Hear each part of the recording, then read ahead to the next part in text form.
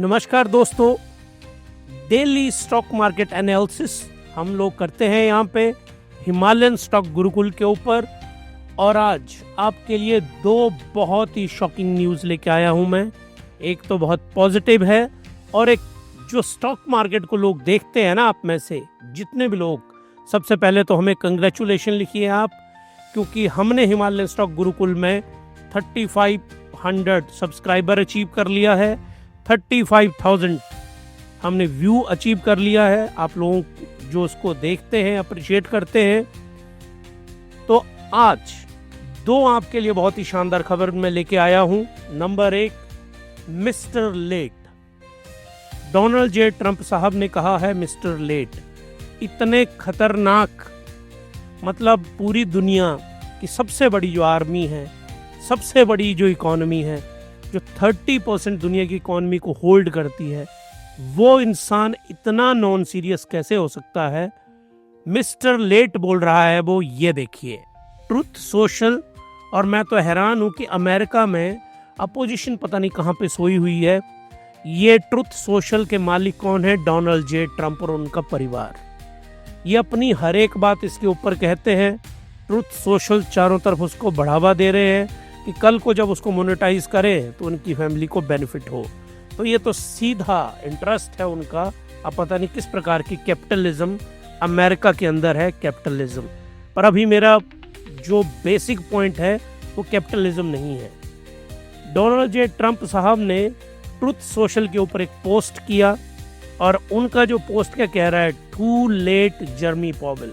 जर्मी Powell जो Fed के chairman हैं, उनको मिस्टर लेट बोल रहे हैं डोनाल्ड जे ट्रंप। मतलब उनके खिलाफ तो हर कुछ वो बोल रहे हैं। आप इस पूरे के पूरे एक तरह से ट्वीट है ये। अब ट्रुथ सोशल के ऊपर है तो इसको ट्रुथ बोल रहे हैं वो। अभी किस बात का ट्रुथ है? जो उसमें लिखा हुआ है ना, अब मैं वो लैंग्वेज इस्तेमाल नहीं करना चाहता। It's a pure garbage. आप ये दबाव बना रहे हैं। कांग्रेस में हियरिंग होती है। एक बात मैं आपको यहाँ बताना चाहता हूँ, अमेरिका की जो डेमोक्रेसी है उसको इसलिए इतना पावरफुल माना जाता है, वो इसलिए इतनी शानदार है क्योंकि उनकी पार्लियामेंट में कोई भी गवर्नमेंट ऑफिशियल हो, कोई भी पदाधिकारी हो, उसकी सुनवाई होती है। कोई भी मिनिस्टर हो, उसको आके अपनी संसद में बताना पड़ता है कि जो मैं कर रहा हूँ वो मैं क्यों कर रहा हूँ। और वहाँ जो लॉ मेकर बैठे हुए हैं, जैसे हमारे सांसद हैं, वो ग्रिल करते हैं, सवाल पूछते हैं कि आपने ये पॉलिसी क्यों की। तो कांग्रेस में हियरिंग है आज, और वो ज़रूर उसको ट्वीट में करूँगा। तो आप जल्दी से सब्सक्राइब करिए हिमालयन स्टॉक गुरुकुल को, ताकि जैसे ही हम ट्वीट करेंगे या पोस्ट करेंगे तो तुरंत से आपको नोटिफिकेशन आए। तो ये मिस्टर टू लेट इनको बोल रहे हैं। और यहाँ पे एक पॉइंट बताना चाहता हूँ, be should be at least 2 to 3 point lower. इसका मतलब क्या बोल रहे हैं ये? आज की डेट में फाइट चली हुई है डोनाल्ड जे ट्रंप और जर्मी पॉवेल के बीच में, और आप लोग हैरान होंगे। ये जो जर्मी पॉवेल है, इनको नॉमिनेट इन्होंने किया था पिछली बार जब ये राष्ट्रपति थे। अब इनकी और इनकी आपस में बिगड़ गई है। तो ये क्या बोल रहे हैं? इस वक्त 4.25 to 4.50 बेसिक पॉइंट्स, ये है इंटरेस्ट रेट फेड के। अब डोनाल्ड ट्रंप साहब बोल रहे हैं कि 2 to 3 पॉइंट नीचे होना चाहिए ये। तो इसका मतलब क्या हुआ? इसका मतलब हुआ 1.25 to 1.50, इसके बीच में इंटरेस्ट रेट होने चाहिए। डोनाल्ड जे ट्रंप साहब ये बोल रहे हैं।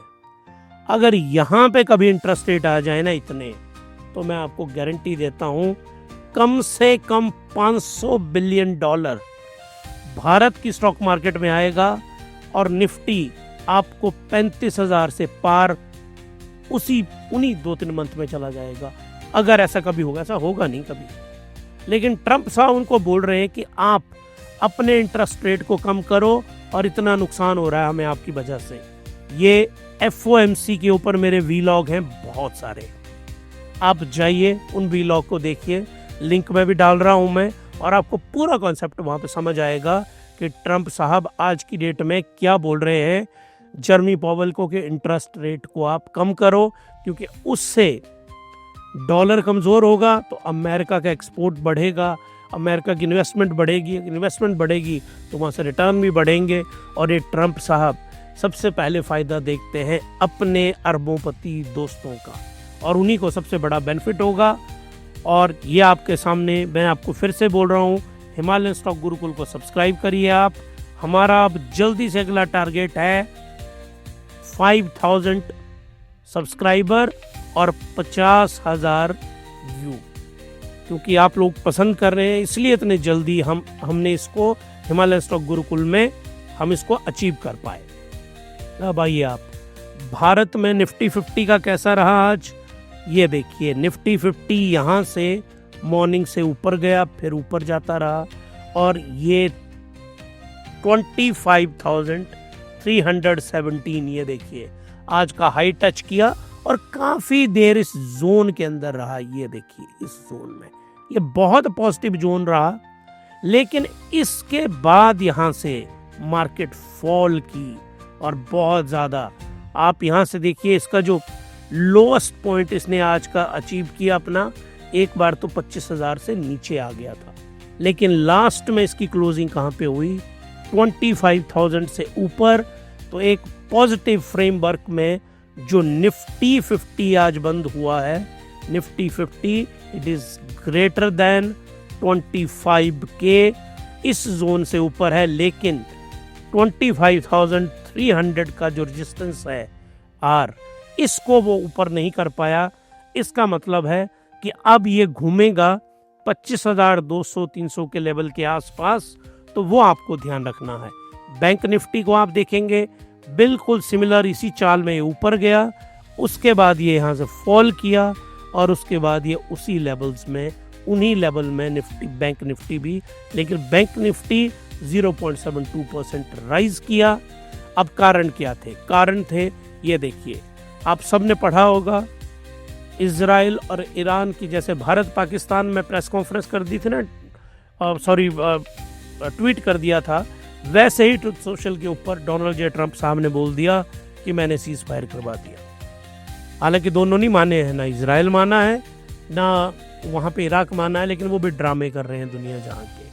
अल्टीमेटली उन्होंने मानना ही है, उनको तो बहाना चाहिए था कि कोई उन्हें मनाता।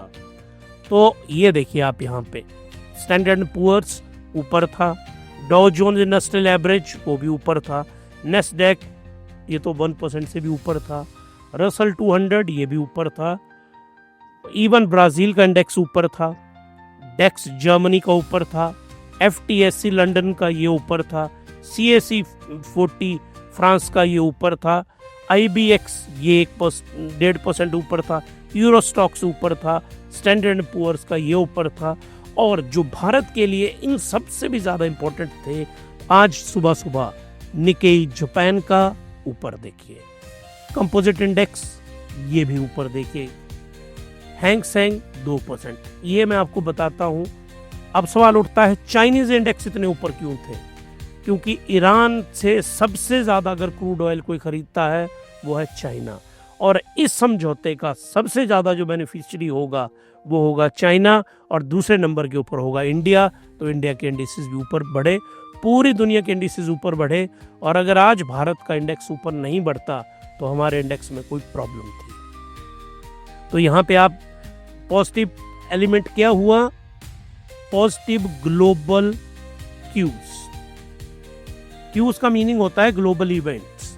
तो जो ग्लोबल इवेंट्स थे आज के दिन में पॉजिटिव रहे, और उस पॉजिटिव का बहुत अच्छा इम्पैक्ट पड़ा हमारी भारत की स्टॉक मार्केट के ऊपर, और वो ऊपर को गई। अब साथ में देखिए, अब आपके लिए लेके आया हूं मैं, देखिए ESCAD कनाडा।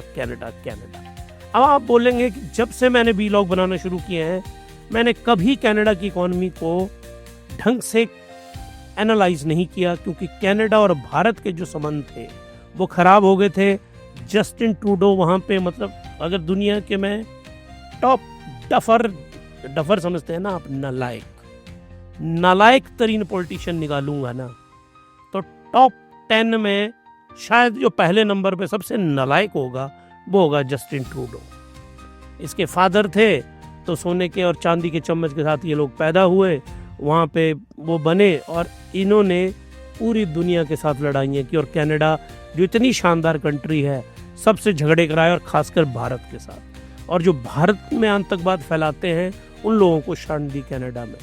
अब जो वहाँ के नए प्रधानमंत्री आए हैं उन्होंने भारत के साथ पहले तो अपने हाई कमिश्नर जो हमने बंद किए थे वो ओपन किए, क्योंकि हमारे बहुत सारे लोग कनाडा में रहते हैं और कनाडा से हम बहुत सारा व्यापार करते हैं। तो कनाडा के साथ ऐसा नहीं है कि हमारा कम व्यापार होता है, हमारे लाखों लोग वहाँ पे हैं। तो हमने हमारे प्रधानमंत्री जी उनसे मिले G7 में, उन्होंने स्पेशली इंडिया को इनवाइट किया, जो बहुत ही शानदार खुशखबरी थी। तो आज कनाडा का डाटा है इन्फ्लेशन का, क्योंकि इनकी इन्फ्लेशन भारत कनाडा के व्यापार के ऊपर निर्भर करती है और हमारे लोग जो कनाडा में रहते हैं वो कनाडा की इन्फ्लेशन बताएगी कि कनाडा में रहने वाले लोग कितने डॉलर भारत को भेजेंगे। तो ये कोई इतना ऐसा नहीं है कि मैं इसको हवा में लेके आया हूँ टॉपिक को। अब कनाडा से कितने डॉलर भारत में आएंगे और जितने ज़्यादा भारत में डॉलर आएंगे उतनी हमारे यहाँ डेवलपमेंट होगी। तो अगर इन्फ्लेशन ज़्यादा हो कनाडा में तो हमारे लोग जो वहाँ पे रह रहे हैं उनको ज़्यादा खर्चा करना पड़ेगा, तो वो कम डॉलर भेजेंगे भारत में। तो कम डॉलर भेजेंगे तो हमें यहाँ नुकसान होगा। तो अब जो डाटा कनाडा का क्या बोल रहा है, ये बिल्कुल 2.5% पे आया, बिल्कुल सही। Core CPI month on month 0.5% थी, 0.6, it is also good. Month on month के ऊपर ये देखिए 0.6%, तो ये भी भारत के लिए अच्छी खबर है। तो ये जो तीनों फैक्टर कनाडा को लेके, कनाडा का जो CPI का डाटा है इट इज़ गुड, एक्सीलेंट तो नहीं आया, इट इज़ गुड। और वहाँ पे अगर ये गुड है तो it is positive for India. ये इंडिया के लिए क्या है, पॉजिटिव रहा ये जो कनाडा का डाटा आया। तो कनाडा का आज इसीलिए मैं, क्योंकि हमारे अच्छे संबंध उनसे बन गए हैं, तो इसीलिए इस वाले फैक्टर को मैं आज लेके आया हूँ। अब चलिए, आप जर्मनी के साथ भारत बहुत बड़ा व्यापार करता है। इंग्लैंड के बाद दूसरे नंबर का पार्टनर हमारा यूरोप में जर्मनी ही है। तो जर्मनी की बिजनेस एक्सपेक्टेशन देखिए आप, 90 की उम्मीद थी, 90.7 आ गई। IFO बिजनेस क्लाइमेट इंडेक्स जो वहाँ का नंबर 1 इंडेक्स माना जाता है, 88.1 का कंसेंसस था, 88.4 आया। यहाँ मैं आपको बताना चाहता हूँ, जो लोग अब आप कैसे ये स्टॉक मार्केट से जुड़ता है ये मैं आपको बताना चाहता हूँ। जो स्टॉक मार्केट में रिलेशन है, अब आप देखिए कनाडा का क्या है, पॉजिटिव आ गया। जर्मनी का क्या है, पॉजिटिव आ गया। पिछले कल इंग्लैंड ब्रिटेन का आया था, ब्रिटेन का क्या है, पॉजिटिव आ गया। USA से हमें आज खबर क्या आ गई, पॉजिटिव आ गई। ये है ग्लोबल एनवायरनमेंट, ये हमारे लिए पॉजिटिव बना हुआ है। और साथ में अब भारत के लिए क्या हो रहा है, भारत के अंदर आज मैं आपको बताऊंगा, स्टैंडर्ड एंड पुअर ने इंडिया की GDP का डाटा बताया है और हमारी GDP को बोला है 6.5% रहेगी। क्यों रहेगी, 2 कारण बताए हैं उन्होंने। एक बताई है मॉनसून और दूसरी उन्होंने बताई है क्रूड ऑयल के प्राइसेस जो है अब फॉल करेंगे। तो ये दोनों भारत के लिए पॉजिटिव है, इंटरनेशनल फैक्टर पॉजिटिव है। FIIs का पैसा भारत में आ रहा है। अब भारत जो है ना 26,000 की तरफ जाएगा, 26,000 की तरफ। अब हमारा ये जो निफ्टी 50 है ये जाएगा और 23,000 की तरफ इसकी रेस होगी। 57,000 की तरफ बैंक निफ्टी जाएगा। तो ये हो गया निफ्टी, सेंसेक्स और बैंक निफ्टी, क्योंकि ग्लोबल सारे फैक्टर अब पॉजिटिव दिख रहे हैं हमारे सामने। तो अब जब भी मार्केट गिरी थी तो आपको अच्छे अच्छे स्टॉक खरीदने थे। अब आप लोग क्या करेंगे, जब मार्केट कल से यह अब मार्केट चलना शुरू होगी तो अब आप लोग खरीदना शुरू करेंगे। ये this is the bad time two by. इसमें अच्छे स्टॉक मिल जाते हैं बैड टाइम में, लेकिन जनरली जब मार्केट ऊपर को चल रही होती है तब खरीद के आप कमाएंगे क्या। मैं आपको हमेशा समझाता हूँ, अब आपको नहीं समझना है तो वो आपकी मर्जी है। अब आइए अब आते हैं हम क्या मेजर फैक्टर रहे हमारे यहाँ। निफ्टी सोर 300 पॉइंट, ये 600 पॉइंट ऊपर चला गया था, लेकिन 300 पॉइंट फिर गिरा, वो भी बताऊंगा आपको। Trump declare cease fire, market surge on hope of middle east D-escalation after Trump cease fire. ये मैंने आपको ट्रुथ सोशल में पूरा एक्सप्लेन कर दिया। Oil crashes 7%. Adani stock rally. Brent crude plunge to 71 to 78 हो गया था. और अदानी पोर्ट और जियो फाइनेंशियल जंप 5%. तो ये देखिए क्रूड ऑयल दोनों, WPI का क्रूड और ब्रेंट का क्रूड दोनों एक 65-43 और 65-96 इतने लेवल के ऊपर आ गए, जबकि ये $75 को टच कर रहे थे. तो $10 तो हमारे सीधे बच गए पर बैरल में. हम तो मिलियन ऑफ बैरल खरीदते हैं. तो भारत को इस चीज का क्या है, बहुत बड़ा बेनिफिट है. ये देखिए ये ईरान है.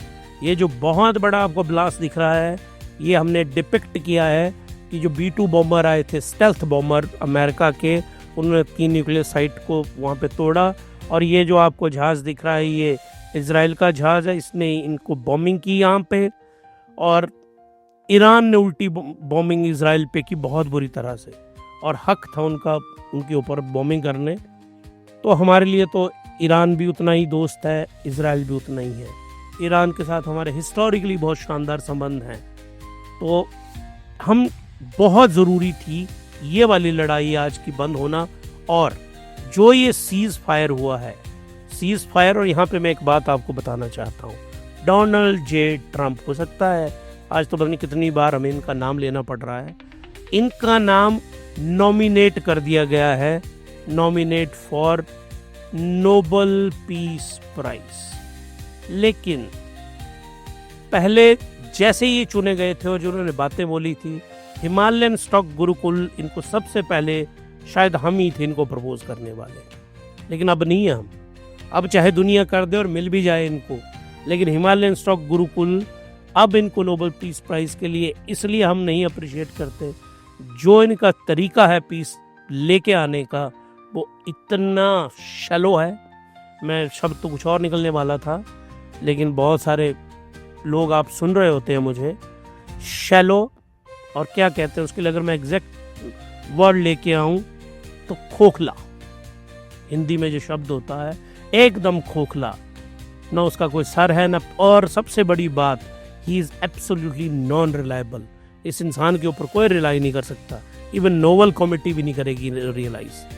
चलिए अब आगे बढ़ते हैं जी. Standard and poor upgrade India GDP forecast to 6.5%, 6.3% बोला था इन्होंने, वो भी अच्छा था. अब 6.5 कर दिया इन्होंने. और यहाँ पे देखिए आप, बुलिश आउटलुक कारण क्या बोला, मॉनसून अच्छी होगी, ऑयल में रिलीफ होगा, यहाँ हमारे डॉलर बचेंगे, और मॉनसून से हमारी बहुत अच्छी फसल होगी, हम एक्सपोर्ट करते हैं, वहाँ से भी हमें डॉलर आएंगे. असली खेल याद रखिएगा आप जीवन में, डॉलर्स का है. अमेरिका डोमिनेट करता है पूरी दुनिया की इकोनॉमी को. तो डॉलर ही सबसे बड़ा खेल है. जिसकी पॉकेट में जितने ज़्यादा डॉलर है, हमारा 650 बिलियन डॉलर का रिजर्व है. मैं चाहता हूँ कि ये $1 ट्रिलियन पहुँचे. डॉलर ही आपके देश को, आपकी इकोनॉमी को स्ट्रॉन्ग बनाता है. उसके ऊपर कभी मैं व्लॉग बनाऊंगा पूरा, उसको ज़रूर देखिएगा. Global market rally, Nikkei, Hang Seng, joint, ये सारे का सारा मैंने पीछे चार्ट के ऊपर आपको एक्सप्लेन कर दिया. ये देखिए, ये है स्टैंडर्ड एंड पुअर्स, बहुत ही शानदार फर्म है ये. इन्होंने बोला है कि भारत की जीडीपी जो आपको सामने दिख रही है, भारत की जीडीपी ग्रो करेगी. अब देखो, ग्लोबल इवेंट मैंने आपको बता दिए पॉजिटिव, जीडीपी का इवेंट पॉजिटिव, मॉनसून भारत में पॉजिटिव. तो हर एक इवेंट भारत के लिए पॉजिटिव आ रहा है, तो स्टॉक मार्केट पॉजिटिव क्यों नहीं होगी. स्टॉक मार्केट ऊपर को जाएगी और अब आप लोग इन्वेस्ट करना शुरू करेंगे. मैंने आपको हमेशा समझाई है बात. हिमालयन बास्केट इन्वेस्टिंग एक बार फिर से बता रहा हूँ. आपकी पॉकेट में मान लीजिए आपके पास 500 रुपए हैं, तो आपको जिस दिन मार्केट फॉल करेगी, जिस दिन भी फॉल है मार्केट में, रेड से करते हैं इसको इन सर्कल, तो आपको इन्वेस्ट करना है 100 रुपीज. फंडामेंटली स्ट्रॉन्ग स्टॉक लेना है. आपके पास 5000 रुपए है, तो आपको इन्वेस्ट करना है कितना, 1000 रुपया. आपके पास 50,000 रुपया है मान लीजिए, तो आपको 50,000 से 5,000 रुपये इन्वेस्ट करना है. सोन इस तरह से मान लीजिए आपके पास 50 करोड़ रुपया है, तो आपको 5 करोड़ रुपए इन्वेस्ट करना है. और कैसे इन्वेस्ट करना है, कहाँ इन्वेस्ट करना है, तरीका क्या होता है इन्वेस्टिंग का, वो सब मैंने एक्सप्लेन कर रखा है हिमालयन बास्केट इन्वेस्टिंग में। हमने फॉर्मूला बना रखा है अपना, उस फॉर्मूले को आप इस्तेमाल करिए, आपका पैसा नहीं बनेगा तो आप हमसे पूछिएगा।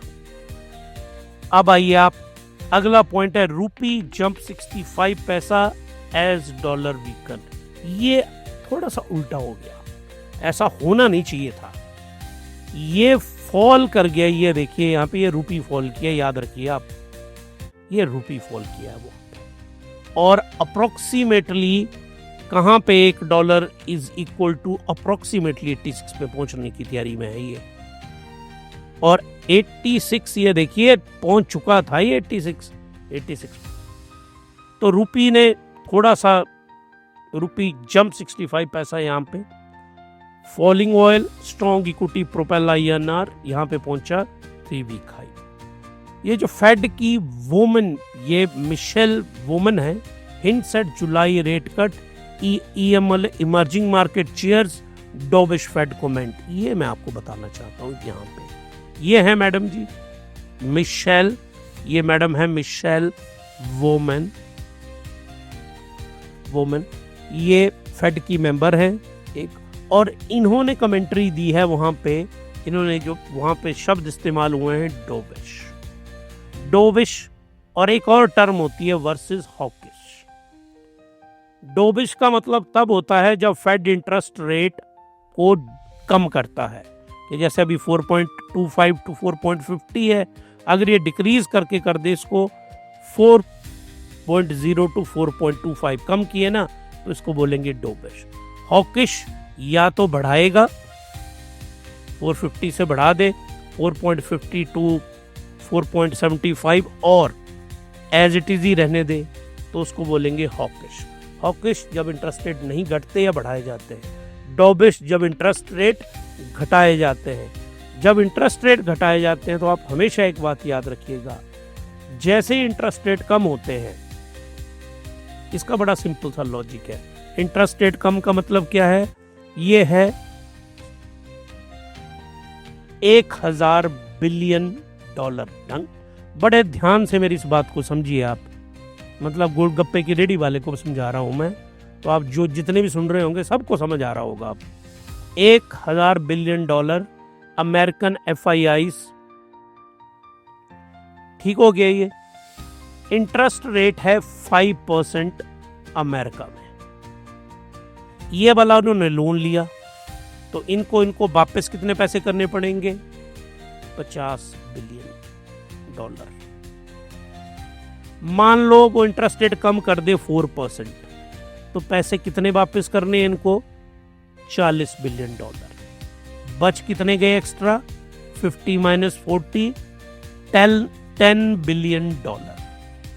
$10 बिलियन का लगभग मतलब कितना हो गया, रुपीज 86,000 करोड़, 8,600 करोड़, इतना पैसा एक्स्ट्रा आ गया।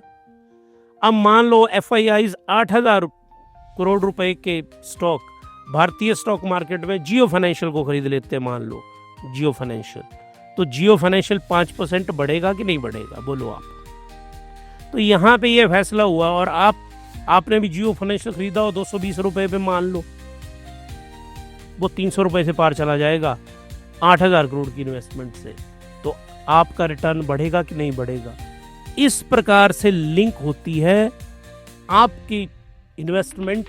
ये जो इंटरनेशनल इवेंट में आपको लेके आता हूँ, तो मैं इतना बेला नहीं हूँ कि मैं सारे वो इवेंट ऐसे ही आपको समझाता हूँ। ये ही इवेंट डिटरमिन करते हैं कि किस प्रकार से भारत में इन्वेस्टमेंट होगी। तो ये जो ग्लोबल फेड के इवेंट थे, इसने डिटरमिन किया, और ये बता रहा है कि डोविश पॉलिसी वहाँ पे आने वाली है। इनका कल लेक्चर हुआ वहाँ पे, ये जो मैडम है इनका लेक्चर हुआ।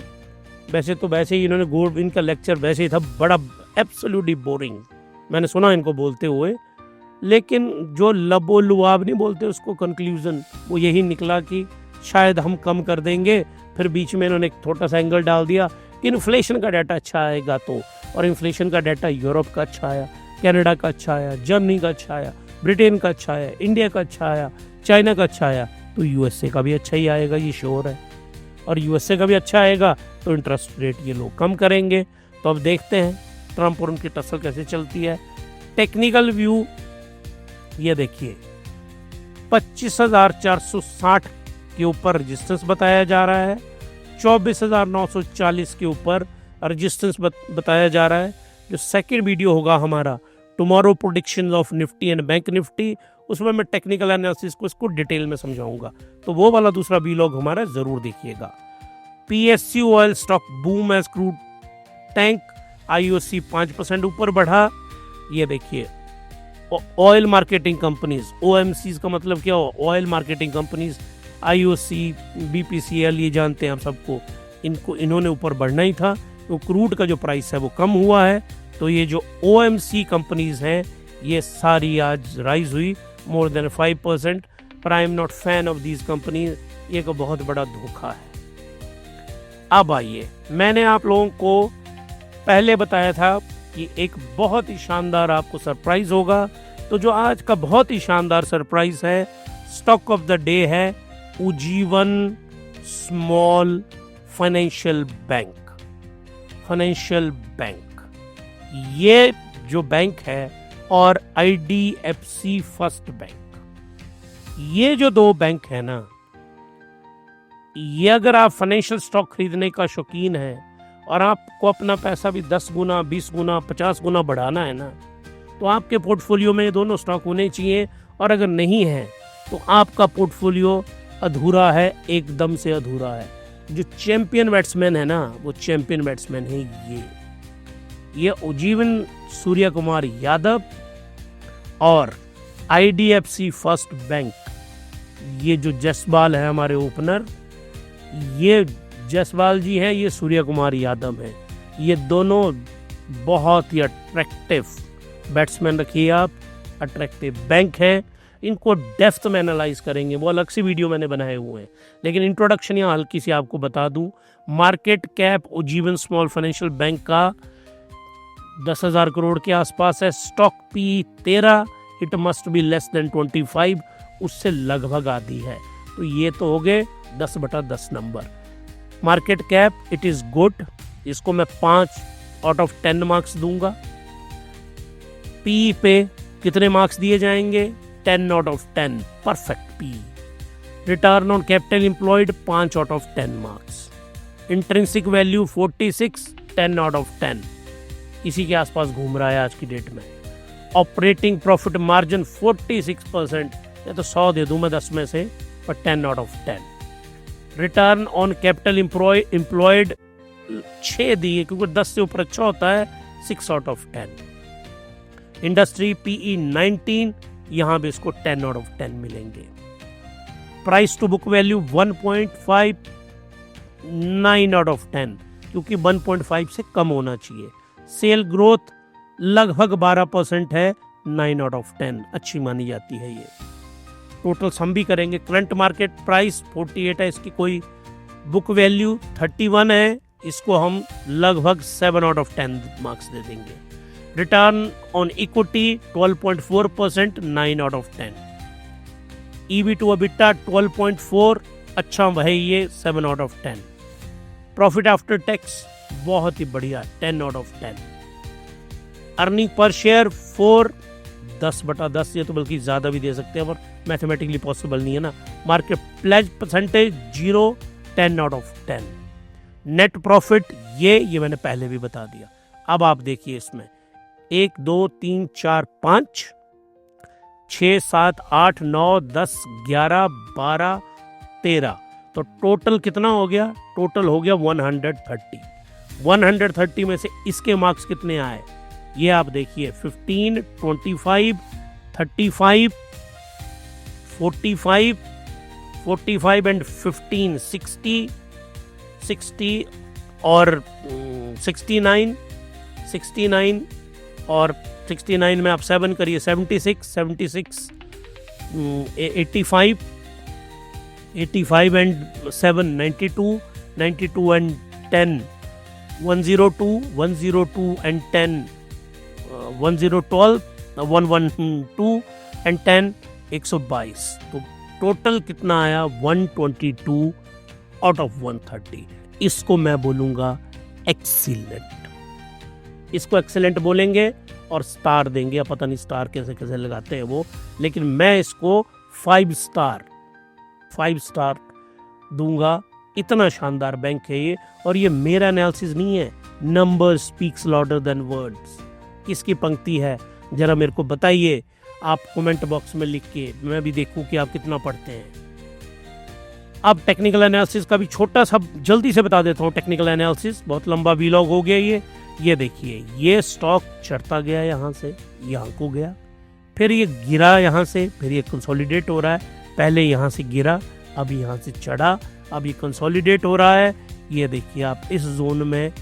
अब मैं आपको बाइंग नहीं बताऊंगा क्योंकि मैंने आपको पहले ही बता रखा है, बाई और सेल का मेरा जो वीडियो है ना, अगर आपने वो नहीं देखा तो फिर आपने कुछ नहीं देखा। उस वीलॉग को देखो, मेरे को when to buy and sell stock डाल रहा हूं मैं डिस्क्रिप्शन बॉक्स में, वो वाला लिंक। ये देखिए बियर ये गिरा था यहाँ से, ये देखिए ये था वो टाइम। और हमने यहाँ मैं आपको डिस्क्लेमर बता दूं, हमारे पास 10,000 से भी ज़्यादा स्टॉक्स हैं और अभी हम नहीं खरीद रहे हैं इसको, हमने इसको खरीदा हुआ है इस जोन में। ये जो बाई एंड सेल का फॉर्मूला है ना, ये मैं आपको नहीं बताता हूँ, पहले इसको मैं खुद अपनाया मैंने, उसके बाद आपको बता रहा हूँ। हमने खरीदा, हमने बेचा नहीं है। हमारा टारगेट है ₹100 से ऊपर उज्जीवन स्मॉल बैंक में। This is Himalayan stock gurukuls target. तो हमने जब तक हमारा 100 का टारगेट नहीं आएगा हम इसको नहीं बेचेंगे, क्योंकि इसके नंबर इतने शानदार हैं। तो ये था आज हमारा stock of the day. Stock of the day Ujjivan small financial bank. मैं नहीं आपको बोल रहा हूँ आप खरीदो, मर्जी है आपकी, आखिर सर है आपका। वो हेलमेट की ऐड आती थी ना दूरदर्शन की, कि अगर आपको अपने सर बचाना है, जिंदगी बचानी है, तो हेलमेट पहन के आप बाइक चलाइए, है ना। आज हेलमेट पहन के ही चलानी चाहिए आपको। आखिर मर्जी है आपकी, आखिर सर है आपका, तो पैसा है आपका, मर्जी है आपकी। मैं नहीं आपको बोल रहा हूँ आप खरीदो, लेकिन आप इसको एनालाइज करके देखो, फिर आपको लगता है और आपके दिमाग की बत्ती जलती है तो ज़रूर इस स्टॉक को खरीदिएगा। आई होप कि आज का हमारा ये वीलॉग आपको अच्छा लगा होगा। अगर अच्छा लगा तो सब्सक्राइब करिए, लाइक करिए। अगर डिसलाइक है ना, डिसलाइक को रेड से करते हैं, हो रेड आ जाए, मतलब मुझे लग रहा है लोग शायद नहीं करते डिसलाइक। अगर आप करते हैं तो कमेंट करके बताइए क्या कमी है, उसमें सुधार लाया जाएगा। और शेयर करिए इसको, क्योंकि जो नॉलेज है वो शेयर होनी चाहिए। और यस बैंक आपको सामने दिख रहा है ना, ये मैंने इसलिए बना रखा है कि ऐसे स्टॉक खरीदने नहीं है आपने। यस बैंक में अगर आप घुसे तो पूरी उम्र उसी में घुसे रहोगे आप। ये जो मैंने एनालाइज करके, यस बैंक का भी आपको कच्चा चिट्ठा खोलेंगे हम उज्जीवन स्मॉल फाइनेंस बैंक की तरह, सामने रखेंगे पूरा डाटा, फिर उसको एनालाइज करेंगे। तो आई होप आपको अच्छा लगा हमारा आज का वीलॉग। अब मिलते हैं आपके सेकंड वीलॉग से कि tomorrow prediction for Nifty and bank Nifty, इन दोनों का सेकंड वीलॉग हमारा आएगा। ये थोड़ा एडवांस लेवल का होता है, इंटरमीडिएट लेवल का।